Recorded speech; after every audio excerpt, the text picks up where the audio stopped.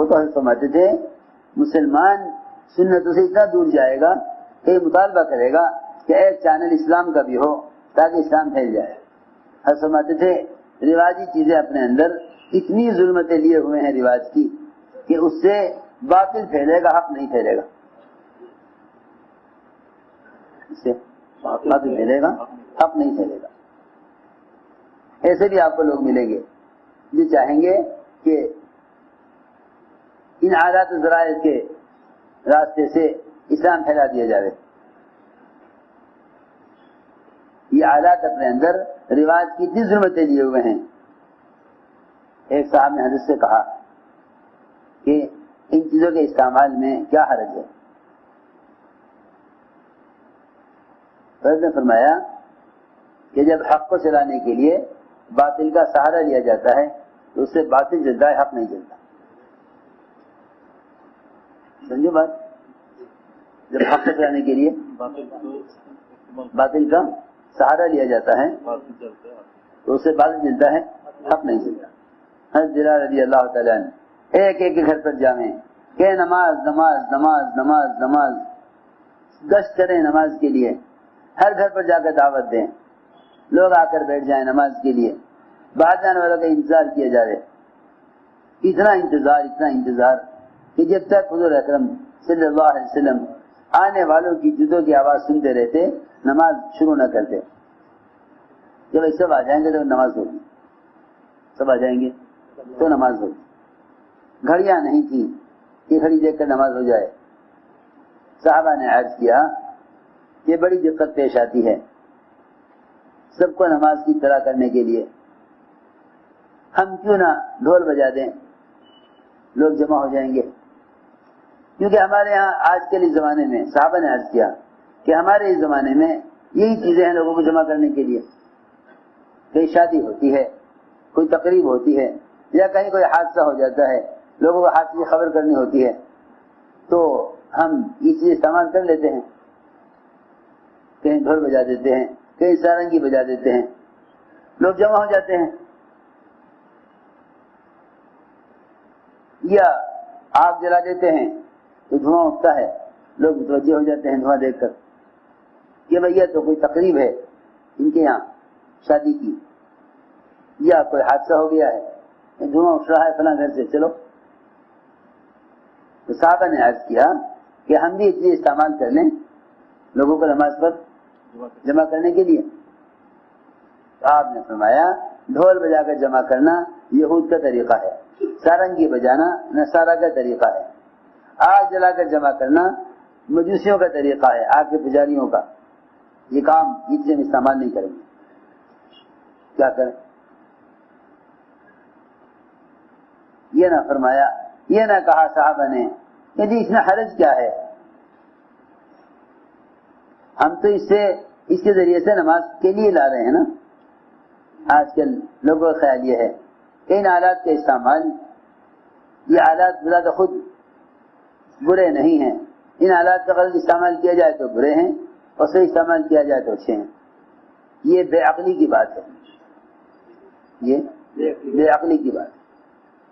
جب متقدمین کے, اولیاء کے, صلحاء کے, صحابہ کے طریقے امت سے نکل جائیں گے تو امت ہر زمانے کے رواجی طریقے کو یہ سمجھ کر اختیار کرے گی کہ اس میں سہولت ہے اس میں دقت ہے. موبائل سے قرآن پڑھو, وضو کی ضرورت نہیں ہے, قرآن میں دیکھ کے پڑھیں گے تو وضو کرنا پڑے گا. پھر جا کے پوچھیں گے کہ کیا حرج ہے پڑھنے میں, کہا جائے گا کوئی حرج نہیں ہے. سب سے بڑا حرج یہ ہے کہ سنت طریقہ نہیں ہے. سب سے بڑا حرج یہ ہے سنت کا طریقہ نہیں ہے. سب سے بڑا حرج یہ ہے کہ سنت کا طریقہ نہیں ہے. کسی مفتی سے پوچھو گے وہ کہے گا حرج نہیں ہے. حالانکہ یہ چاہیے کہ سب سے پہلے یہ سوچے کہ متقدمین کا طریقہ کیا تھا. ابو جہل کے بیٹے اکرمہ قرآن کو اٹھاتے, اس کو سر پر رکھتے, پھر اس کو آنکھوں سے لگاتے, پھر اس کو پیار کرتے, پھر بار بار کہتے میرے رب کا کلام ہے, میرے رب کا کلام ہے, پھر اسے کھول کر پڑھتے. حضرت عثمان کا قرآن پھٹ گیا تھا زیادہ دیکھ کر پڑھنے کی وجہ سے, مستقل دیکھ کر پڑھتے تھے. عبداللہ بن عمر رضی اللہ عنہ ہر اذان نماز کے درمیان وضو کرتے, اور اذان سے نماز تک قرآن دیکھ کر پڑھتے، ہر اذان سے نماز تک گویا 5 مرتبہ دن میں قرآن کو کھول کر دیکھ کر 5 مرتبہ پڑھتے تھے۔ میں عرض کر رہا تھا کہ اب تو لوگ بجائے سنت کی طرف آنے کے رواجی چیزوں کو سنتوں کا متبادل سمجھ بیٹھے ہیں، بجائے سنت کی طرف آنے کے جھگڑتے ہیں۔ صحابہ نے یوں نہ کہا کہ اس میں کیا حرج ہے، ہم کوئی غلط کام کے لیے جمع نہیں کر رہے، ہم تو چیزوں کا استعمال نماز کے لیے کرنا چاہتے ہیں، ان کا استعمال نماز کے لیے کرنا چاہتے ہیں، ان چیزوں کا استعمال ہم غلط کام کے لیے نہیں کر رہے۔ حالانکہ چیز کا اچھا یا برا ہونا استعمال کے اعتبار سے نہیں ہوتا، کسی چیز کا اچھا یا برا ہونا استعمال کے اعتبار سے نہیں ہوتا، بلکہ اس چیز کے بننے کے اعتبار سے ہوتا ہے کہ یہ چیز اس کام کے لیے بنی۔ سنو غور سے، اگر کسی مہمان کو پیشاب دانی میں کوئی شربت، کوئی دودھ یا پانی پیش کر دیا جاوے تو سخت ناراض ہو جائے گا، کیونکہ یہ برتن پیشاب کے لیے بنا ہے، برتن پیشاب کے لیے۔ میں تو اس میں صاف مثال لے کے سمجھاتا ہوں، جو جس کام کے لیے بنی ہے اسی کام کے لیے رہنے دو۔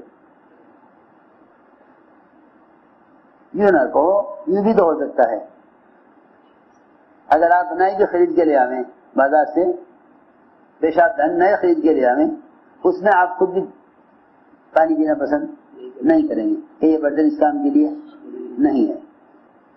اب تو زمانہ ہی بدل گیا، پہلے سارے صحابہ بیٹھ کر ایک پیالے میں کھا لیا کرتے تھے، اب پلیٹیں الگ الگ رکھی جاتی ہیں۔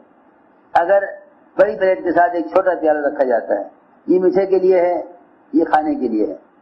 اگر کوئی پیالے میں میٹھے کی جگہ نمکین لے لے گا تو کہیں گے اس کو تمیز نہیں ہے، یہ پیالہ اس کام کے لیے نہیں تھا، یہ پیالہ میٹھے کے لیے ہے، یہ پلیٹ کھانے کے لیے ہے۔ دیکھو تو صحیح، اتنی معمولی چیزوں میں جب برتن تقسیم ہیں تو پھر یہ کیسے کہہ سکتے ہو کہ بھئی یہ ایک برتن ہے، چاہو اس میں پیشاب کر لو، چاہو اس میں پانی پی لو، کہ نہیں، ہر چیز کا برتن الگ ہے۔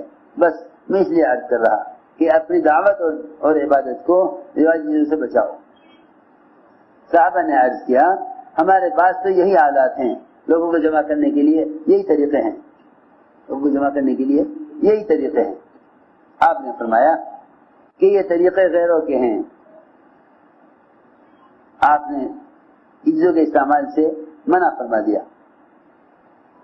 اللہ نے صحابی کے خواب میں عبداللہ بن زید بن عبد ربی کو خواب میں فرشتہ دکھلایا، ہاتھ میں سارنگی لے کر گھوم رہا تھا۔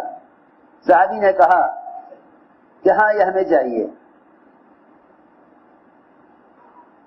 فرشتے نے پوچھا کیوں چاہیے؟ کہ ہم اس سے لوگوں کو نماز کے لیے جمع کریں گے، ہم اس سے لوگوں کو نماز کے لیے جمع کریں گے۔ فرشتے نے کہا نہیں، یہ استعمال مت کرو، اس کو استعمال مت کرو، بلکہ فرشتے نے ان صحابی کو اذان سکھلائی، کہا کہ دیکھو اس طرح کانوں میں انگلی دو اور اس طرح قبلہ رخ کھڑے ہو کر ان کلمات کے ساتھ دعوت دو۔ صحابی نے آ کر صبح اپنا خواب پیش کیا، پھر تو اور صاحب بولے کیا ہم نے بھی خواب دیکھا ہے۔ فرمایا بس اللہ کی طرف سے اذان آ گئی ہے، اللہ کی طرف سے اذان آ گئی۔